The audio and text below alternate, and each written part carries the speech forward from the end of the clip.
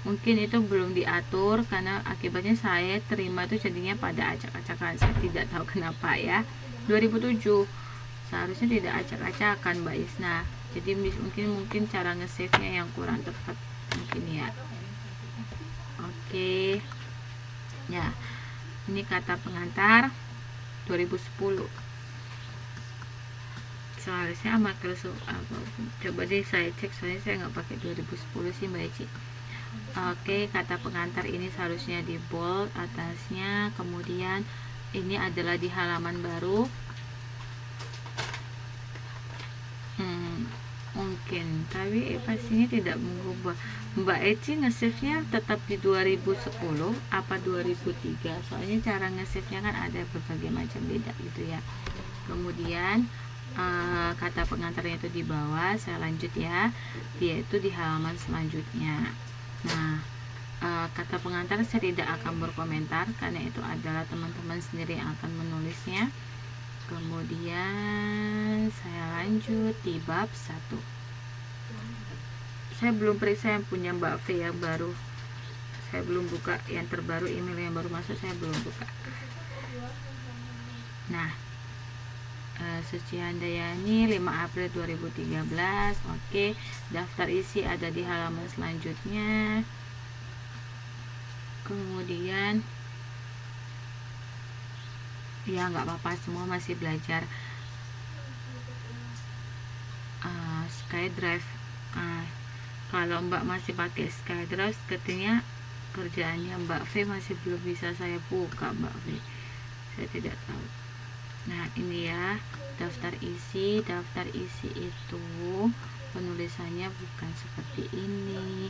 Nah pertama itu adalah daftar isinya itu di bold, kemudian kata pengantarnya di bold, daftar isinya di bold. Bab 1 adalah bukan angka 1 tetapi Romawi 1. Romawi 1 bab 1 Romawi 1 tulisannya, kemudian tulisannya adalah pendahuluan. Mbak V Microsoft Word-nya belum bisa dipakai, berarti belum diinstal ya Mbak V.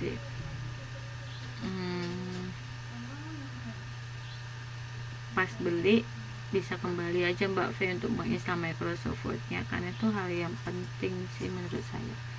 Gagal terus install sendiri apa install ke tukang lab, tukang komputernya.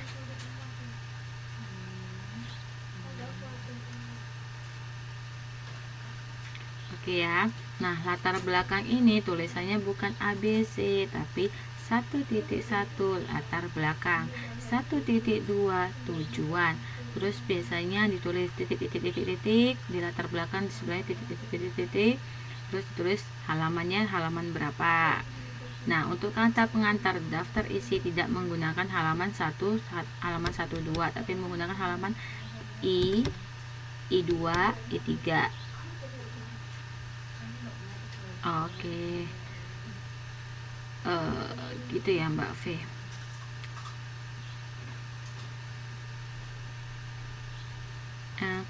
Kalau nginstal doang kayaknya nggak butuh lama kok Mbak V, paling cuma butuh beberapa jam kok untuk install.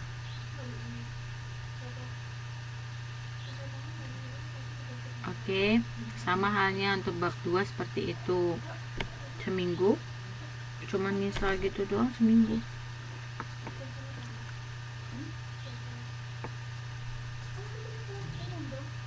Atau Mbak V coba ngetik di tempat lain, bisa dipakai PowerPoint apa-apa gitu loh Mbak V. Saya nggak bisa kebuka di saya, formatnya tidak sesuai.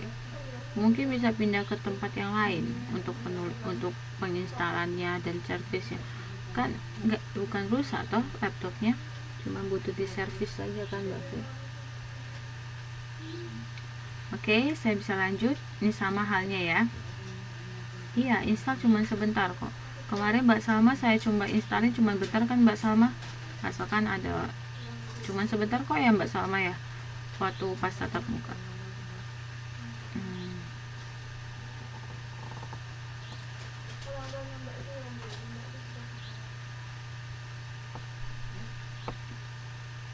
Tempat Mbak di mana? Bisa minta tolong akademik aja Mbak, yang sekitar KP untuk datangin Mbak, bilang aja punya saya Microsoftnya bermasalah, di akademik akan bantu biasanya. Mbak V bisa curhat ke akademik.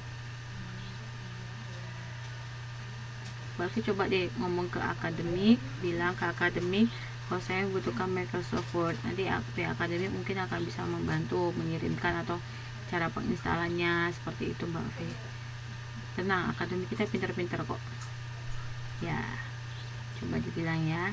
Oke, ini dia sama bab 2 juga seperti itu. Kemudian bab 3 penutup juga sama, cara penulisannya seperti yang saya sudah bilang. Nah, untuk kesimpulan sama daftar pustaka itu tulisannya di bold. Oke. Bab 1 tujuan.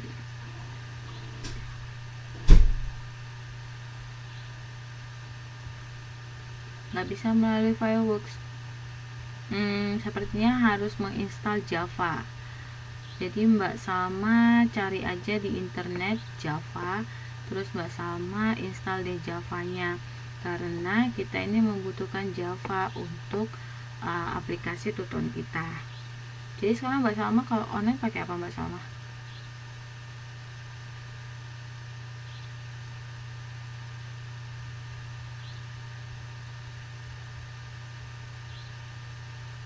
Internet Explorer ya, kadang-kadang Internet Explorer itu mempunyai Java langsung kok. Oke ya, ini bab satunya harus di bold juga.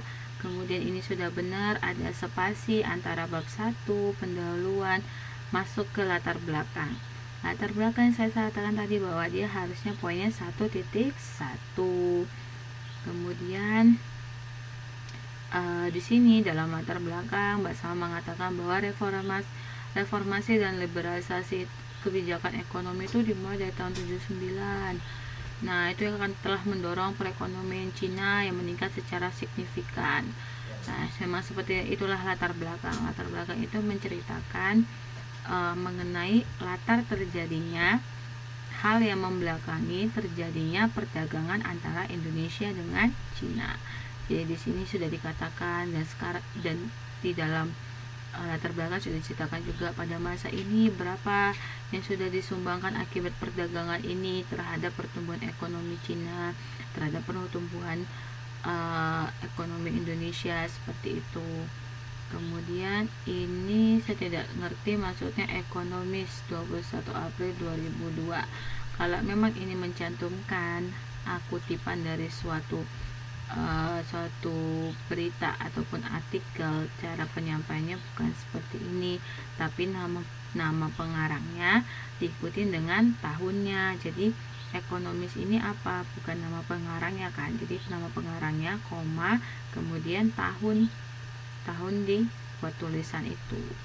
Kemudian di dalam belakang Mbak Suci sudah menceritakan Cina sebagai posisi berapa dengan PDB-nya yang sudah keberapa. Jadi sudah menceritakan identik tentang Cina.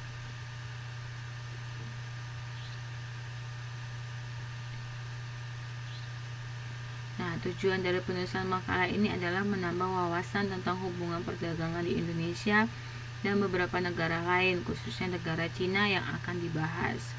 Nah, khususnya untuk mahasiswa yang buka Taiwan jurusan manajemen agar bisa mengetahui seperti apa hubungan perdagangan Indonesia dengan negara lain, seharusnya dengan negara Cina, karena judulnya adalah Indonesia dengan Cina. Kemudian di bab pembahasan, nah Mbak Suci sudah menjelaskan hubungan perdagangannya antara Indonesia dengan Cina apa saja. Nah, bisa dilihat dari data ekspornya, lewat ekspor non migasnya bisa dilihat apa saja ekspor Indonesia ke Amerika Serikat.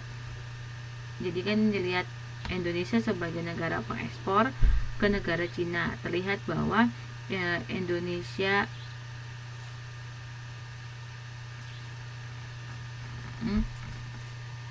terlihat bahwa Indonesia mengekspor barang-barang non migas ke beberapa negara, ada Amerika, Jepang, Singapura, dan Cina itu mampu menguasai 3,7 total ekspor non migas.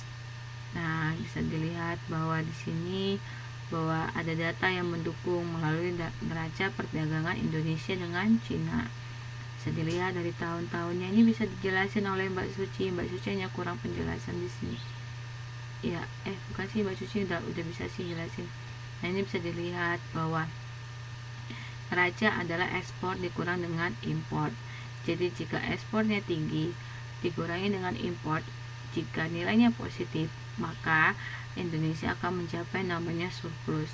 Sedangkan jika nilai negatif, Indonesia mengalami namanya devisa. Nah, ini bisa dilihat seperti itu. Jadi Mbak Suci hanya perlu menjelaskan seperti hal itu deh. Saya belum menambahkan ya penjelasan seperti itu. Nah, ini bisa dijelasin dari data yang di sini. Di tahun 2003 kita bisa lihat bahwa ekspor ke Cina Indonesia menguasai segini. Kemudian import dari Cina segini. Dan ternyata melalui neraca perdagangan Indonesia masih mengalami surplus sebesar ini. Dengan rasionya hanya 1,2.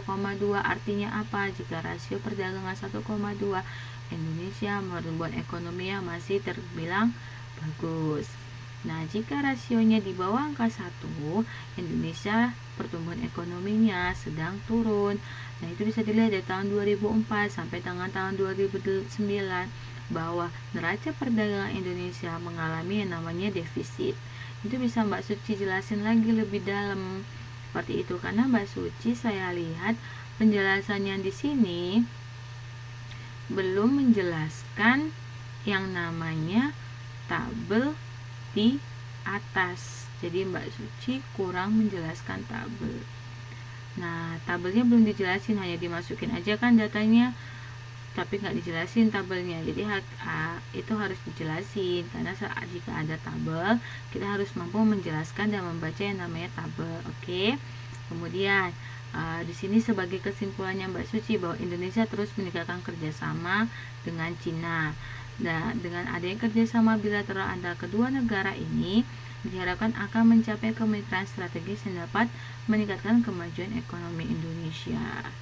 Nah, kenapa Mbak bilang begitu? Sementara dari datanya adalah nilainya negatif. Kemudian memasuki pasar Cina, apa saja hambatannya? Di sini sudah dijelasin oleh Mbak Suci. Jadi kita dapat tahu, oh ternyata kenapa Indonesia bisa tiba-tiba menjadi negara net importer. Kenapa Indonesia bisa menjadi lebih banyak mengimpor dari Cina? Padahal di tahun 2003 Indonesia sebagai negara eksporter terbesar memiliki surplus gitu. Karena apa? Mungkin ada beberapa hambatan masuk ke pasar Cina, ini sudah dijelasin di sini. Nah, kemudian ini tidak seharusnya tetap warna hitam saja, jangan dimerahin. A-nya agak mepet ke sini, tetap pada posisi semula di sini ya. Kemudian di sini juga dijelasin oleh Mbak Suci produk potensialnya apa saja, kemudian budayanya, karena seperti kita tahu dalam memasuki pasar globalisasi kita harus mengetahui produk potensial apa yang akan kita pasarkan di satu negara. Misalnya negara ini lebih konsumennya lebih potensial mengkonsumsi apa, itu harus bisa dibaca. Nah, seperti di sini di Cina produk, oke Mbak Eci nggak apa-apa. Seperti di sini di Cina bahwa produk potensial adalah sarang burung, walet, dan kerajinan tangan, mebel, seperti itu. Ini Mbak Wit bisa nih memasarkan produknya ke Cina bahwa mereka potensial untuk mengimpor yang namanya mebel. Mbak Wit masih ada kan Mbak Wit? Nah, kemudian juga ada budaya, seperti yang kita bahas pada globalisasi bahwa ya nih Mbak Wit bisa masarin mebelnya ke Cina Mbak Wit, produk potensial nih.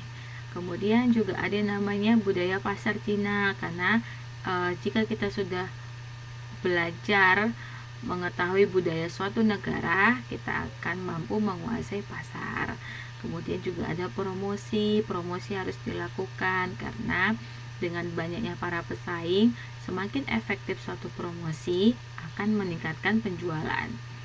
Kenapa belum berani Mbak Wit? Gak apa-apa, dicoba. Nah, di sini juga ada beberapa strategi ya, sudah dijelaskan sih secara rinci oleh Mbak Suci. Apa saja strategi yang harus dihadapin, bagaimana distribusinya. Kita bisa lihat, oh iya, penulisannya konsisten ya Mbak, dibuat rata kiri rata kanan. Kemudian